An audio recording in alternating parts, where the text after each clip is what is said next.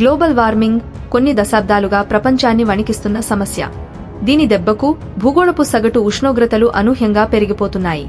అవి ఇంకో 1/2 డిగ్రీ మేరకు పెరిగినా సర్వవినాశనం జరిగే పరిస్థితి. ప్రాణికోటి మనుగడకే పెనుముప్పు.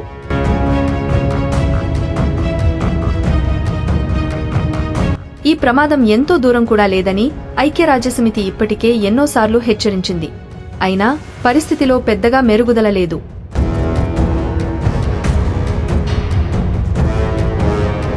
ముఖ్యంగా గ్లోబల్ వార్మింగ్ కు ప్రధాన కారణమైన గ్రీన్ హౌస్ వాయు ఉద్గారాలు ఏటికేడు పెరుగుతున్నాయే తప్ప తగ్గడం లేదు.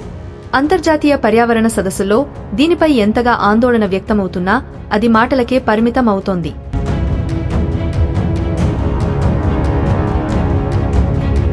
ఉద్గారాలకు ముక్కుతాడు వేస్తామన్న సంపన్న దేశాల వాగ్దానాలు నీటి మూటలే అవుతున్నాయి. తరచి చూస్తే గ్రీన్ హౌస్ వాయు ఉద్గారాల్లో సింహభాగం పెద్ద దేశాలదే.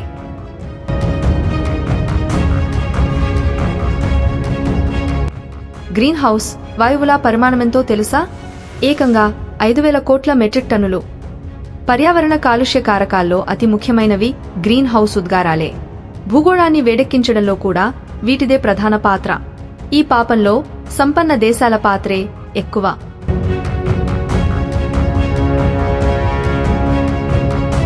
చైనా విషయమే తీసుకుంటే గతేడాది ప్రపంచ గ్రీన్ హౌస్ ఉద్గారాల్లో ఆ ఒక్క దేశం మాట ఏకంగా 30%. 2022లో అది 1,440 కోట్ల టన్నుల మేరకు కార్బన్ డయాక్సైడ్ ఉద్గారాలను వాతావరణంలోకి విడుదల చేసిన చెత్త రికార్డును మూటగట్టుకుంది.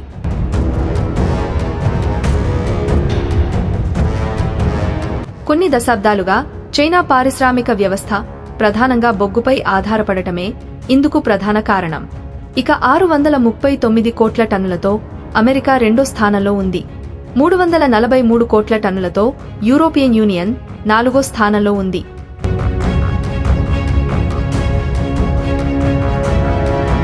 గణాంకాల పరంగా 352 కోట్ల టన్నులతో ఈ జాబితాలో భారత్ 3వ స్థానంలో ఉన్నట్టు కనిపించినా జనాభాను బట్టి చూస్తే కార్బన ఉద్గారాల పాపంలో మన వాటా నిజానికి చాలా తక్కువ.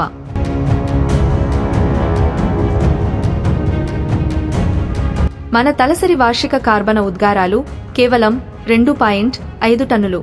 ప్రపంచ వేదికలపై పెద్ద మాటలు చెప్పే అమెరికాదే ఈ పాపంలో అగ్రస్థానం. ఒక్కో అమెరికన్ ప్రతి ఏటా సగటున 19 టన్నుల కార్బన్ డయాక్సైడ్ ఉద్గారాలకు కారకుడవుతున్నాడు.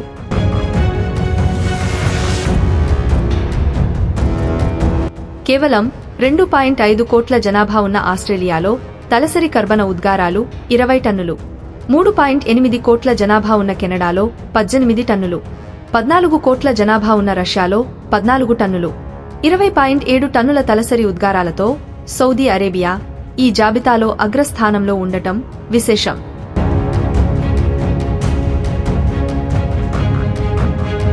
మొత్తం మీద ప్రపంచ కర్బన ఉద్గారాల్లో చైనా, అమెరికా, యూరోపియన్ యూనియన్ వాటానే దాదాపు సగం.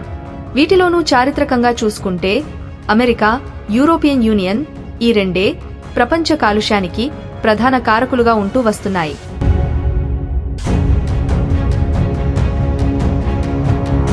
భూగోళపు ఉష్ణోగ్రత పారిశ్రామికీకరణకు ముందు నాటితో గత 150 ఏళ్లలో 1.5 డిగ్రీలకు మించి పెరిగిపోయింది.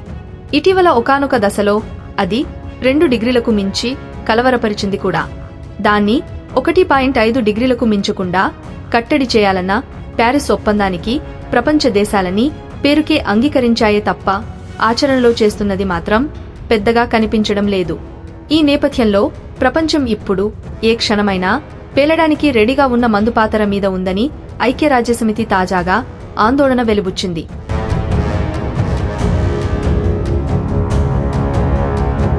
కార్బన ఉద్గారాల ప్రవాహం ఇలాగే కొనసాగి గ్లోబల్ వార్మింగ్ పెరుగుతూ పోతే ప్రపంచ దేశాలని ఎలాగోలా ప్రస్తుత పర్యావరణ లక్ష్యాలను చేరుకున్నా భూమి 2 డిగ్రీలను మించి వేడెక్కడం ఖాయమని హెచ్చరించింది. అప్పుడు కని విని ఎరగని ఉత్పాతాలను, ఘోరాలను నిత్యం కళ్లజూడాల్సి వస్తుందని స్పష్టం చేసింది.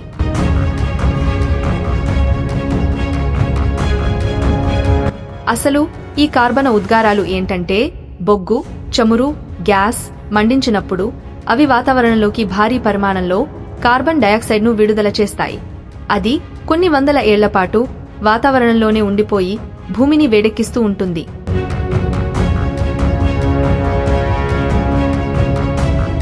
ఆ లెక్కన భూమికి ముప్పు కేవలం 2022 తాలూకా కర్బన ఉద్గారాలు మాత్రమే కాదు, పారిశ్రామికీకరణ ఊపందుకున్నాక గత 150 ఏళ్లలో విడుదలైన కర్బన ఉద్గారాలన్నీ ఇప్పటికీ భూమిని వేడెక్కిస్తూనే ఉన్నాయి.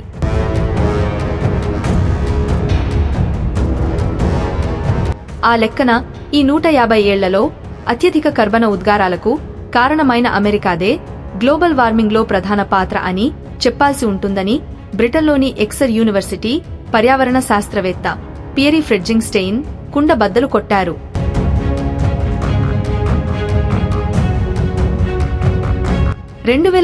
నాటికి భూగోళపు ఉష్ణోగ్రత పెరుగుదలను 1.5 డిగ్రీలకు పరిమితం చేయాలన్న లక్ష్యం నెరవేరాలంటే కర్బన ఉద్గారాల్లో టాప్ 20లో ఉన్న దేశాలు వాటిని ఏ మేరకు కట్టడి చేయాలంటే యూరోపియన్ యూనియన్ 90%, అమెరికా 71%, జపాన్ 69%, దక్షిణ Korea 65%, Canada 57%, Russia 52%, Iran 51%, Australia 50%, Saudi Arabia 49%, Mexico 47%, China 42%, దక్షిణాఫ్రికా 34%, ఇండోనేసియా 26%, బ్రెజిల్ 25%, వియత్నాం 20%, భారత్ 2%.